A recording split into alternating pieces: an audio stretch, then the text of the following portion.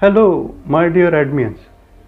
Even before I joined Alok Academy, I was aware of the elements of digital marketing such as website development, SEO, social media marketing, copywriting, etc.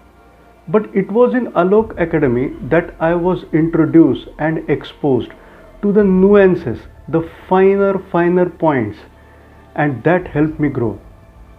There are plenty of assignments that also help you in understanding the practical difficulties in the implementation and build your skills on how you can overcome them. Secondly, in Alok Academy, I learned business strategies, practical business strategies that you can use to succeed and grow your business. Thirdly, and most importantly, I was able to start cultivating the right mindset in order to run the business. Now, technicalities and business strategies have their own place. They are very important.